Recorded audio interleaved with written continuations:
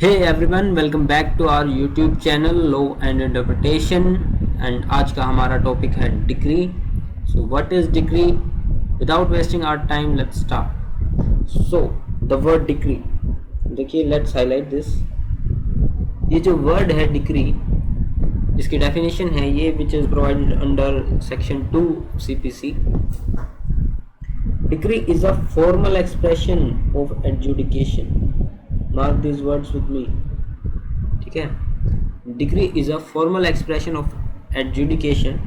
एक बार के लिए हम इसे भूल जाते हैं कि ये कुछ लिखा है, इसे काट देते हैं, ठीक है। विच कंक्लूसिवली डिटरमाइंस द राइट, ठीक है, ऑफ द पार्टीज होना जरूरी है विद रिगार्ड टू ऑल और any of the matters in controversy in suit, ठीक है। These are the essential elements for decree। क्या है डिक्री? डिक्री एक फॉर्मल एक्सप्रेशन है एडजुडिकेशन का, जिससे किसी भी पार्टी के बीच जो भी कंट्रोवर्सी है, यानी जो भी डिस्प्यूट है, वो पूरी तरह से डिटरमाइन हो जाए कि किसका राइट है over that. To understand it in a better way, let's move to illustration.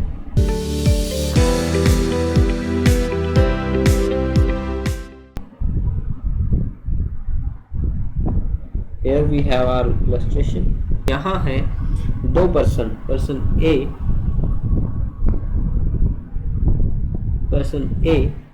And person B, और एक है लैंड। Getting it? अब ए असर्ट करता है, ये दावा करता है कि ये जो प्रॉपर्टी है, ये जो लैंड है, ये मेरी है। बी कहता है कि नहीं, ये प्रॉपर्टी तुम्हारी नहीं है, ये प्रॉपर्टी मेरी है। Here arise a controversy. दोनों के बीच में कंट्रोवर्सी होगी कि who is the lawful owner of the land. A files a suit in the court with relief. जो सूट डालता है उसके अंदर उसने दो रिलीफ मांगे। वो दो रिलीफ क्या है? First ownership, second possession over the land. जब वो कोर्ट में गया तो कोर्ट ने अपना ड्यू प्रोसेस फॉलो किया। दैट इज, सबसे पहले उसने बी को समन किया, उसके बाद बी ने अपनी रिटन स्टेटमेंट फाइल की, उसके बाद इश्यूज फ्रेम किए गए। कोर्ट ने उस पॉइंट को, उस कंट्रोवर्सी को समझते हुए 3 इश्यूज फ्रेम किए कि what are the actual point of controversies in this suit. So first was whether A is owner, क्या A owner है, ठीक है। इसको अच्छे से लिख देते हैं, whether A is owner, ठीक है। दूसरा, क्या वो एंटाइटल्ड है पोजेशन के लिए। Third, where to get possession, अगर उसे पोजेशन के लिए एंटाइटलमेंट है तो उसे वो पोजेशन कहाँ मिलेगी, ठीक है।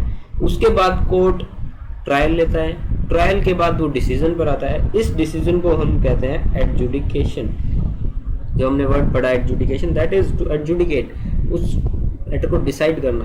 हम इसे फॉर्मल वे तब कहेंगे जब कोर्ट सेक्शन 33 ऑर्डर 20 एक्चुअली ये रोमन में लिखे हुए हैं, सो ऑर्डर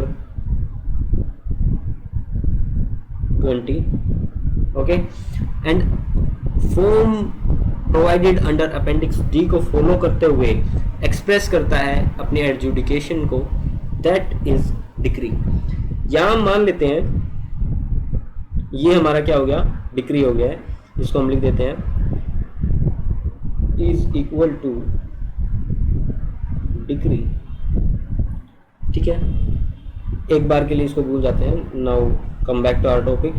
अब कोर्ट एडजुडिकेट करता है कि ए जो है, A is owner. A owner तो है, 40% पार्ट का ओनर है, plus he has right to possession. याद करिए, हमने 3 इश्यूज फ्रेम किए थे। First issue was whether A is owner, he is entitled to possession, and third was where to get possession, कहाँ पोजेशन मिलेगा उसे।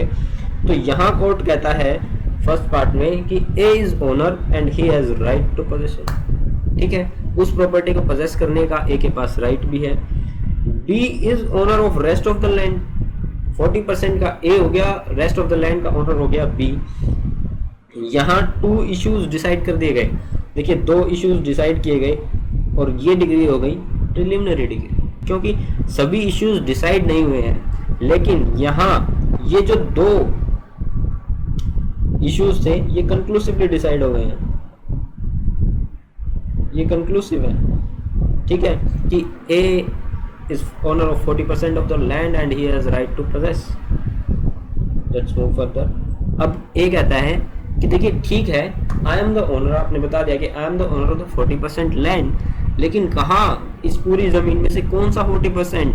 अब कोर्ट एक नेक्स्ट डेट देता है, अपना ड्यू प्रोसेस फिर से अडॉप्ट करता है और उसके बाद कोर्ट डिसाइड करता है कि ये जो 40% है, देखिए यहाँ कोर्ट कहता है कि ये जो 40% एरिया है ना इस लैंड का, ये आपकी है, एक ही है, और रेस्ट ऑफ द प्रॉपर्टी, ये जो एरिया है, ये जो एरिया है, ये है बी की। Third issue is also so. अब यहाँ कोर्ट ने थर्ड इशू भी डिसाइड कर दिया। 3 इशू थे, तीनों इश्यूज डिसाइड हो चुके हैं। यहाँ हमारे all the matter in controversy are decided. अब ये जो डिक्री आई है, this is a final decree, ये डिक्री हमारी फाइनल डिक्री होगी। देखिए डिक्री 3 तरह की हो सकती है, deemed decree, preliminary decree, final decree, ठीक है। डीम्ड डिक्री हमें बताया गया कि जो रिजेक्शन ऑफ प्लेंट है, rejection of plaint is a deemed decree. Secondly इन्होंने क्या बता दिया कि सेक्शन 144 में अगर कोई क्वेश्चन अराइज होता है जो कि रेस्टिट्यूशन है, सेक्शन 144 होती है रेस्टिट्यूट करने के लिए जो भी उसका राइट है। सेक्शन 144 में अगर कोई भी क्वेश्चन अराइज होता है और वो उसका डिसीजन हो जाता है, that is a deemed decree. Okay, this was our first category, deemed decree. Then we have preliminary decree and final decree. अब कौन सी डिग्री प्रिलिमिनरी है और कौन सी फाइनल, इसका डिसीजन करता है डिस्पोजल ऑफ द सूट। अगर पूरा सूट डिस्पोज ऑफ हो गया है, if yes then it is a final decree, और अगर नहीं हुआ है then it is a preliminary decree. अब डिस्पोजल ऑफ द सूट का क्या मतलब है? नो इशू और controversy is pending in the suit. Okay, now let's come again to the definition. ये कहता है, हमने कवर कर लिया है कि इसका मार्कर हम चेंज करते हैं। हमने कवर किया कि इट मे बी प्रिलिमिनरी और फाइनल, ठीक है। रिजेक्शन ऑफ प्लेंट या डिटर्मिनेशन ऑफ क्वेश्चन अंडर 144, ये सभी डीम्ड डिक्री होंगी, डीम्ड डिक्री माना जाएगा इन्हें, ठीक है। लेकिन यहीं ये क्या कहता है, यहीं ये बताता है कि अगर कोई एडजुडिकेशन ऐसी की गई है जिसमें appeal lies as an appeal from order, ठीक है, वहां उसे हम डिक्री नहीं कहेंगे। दूसरा, dismissal for default. Dismissal for default का क्या मतलब है कि मान लीजिए एक पार्टी है ए, इसको फर्दर एक्सप्लेन करने के लिए थोड़ा साइड आते हैं। मान लीजिए एक पार्टी ए है, इसने सूट इंस्टीट्यूट किया अगेंस्ट बी, और सूट इंस्टीट्यूट करने के बाद जब बी अपीयर होता है, ठीक है, उस टाइम पर ए अपीयर नहीं होता है, ए नेग्लेक्ट करता है खुद ही, तो उस सिचुएशन में कोर्ट डिसमिस कर देती है सूट को फॉर द डिफॉल्ट ऑफ ए, ठीक है, it is dismiss of default, तो उसे भी हम डिक्री नहीं कहेंगे। ये दो हैं हमारी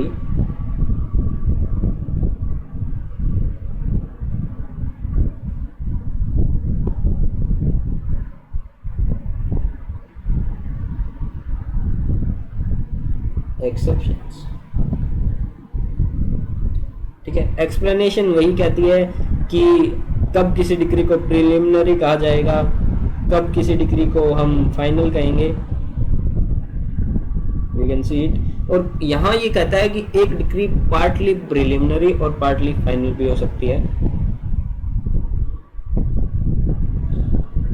एक डिग्री पार्टली प्रिलिमिनरी और पार्टली फाइनल कब होगी? मान लीजिए ए, बी और सी है, ठीक है, सेम मैटर, लेकिन सी भी इन्वॉल्व हो गया और सी भी असर्ट करता है कि ये प्रॉपर्टी मेरी है, ठीक है। कोर्ट डिसाइड करता है कि सी का तो कोई रोल ही नहीं है, सी हैज नो रोल, ठीक है, या नो राइट। उस सिचुएशन में सी के अगेंस्ट जो केस डिसाइड हुआ है ये फाइनल है, ठीक है। तो it is partly final and partly preliminary. That's all for today, thanks for watching.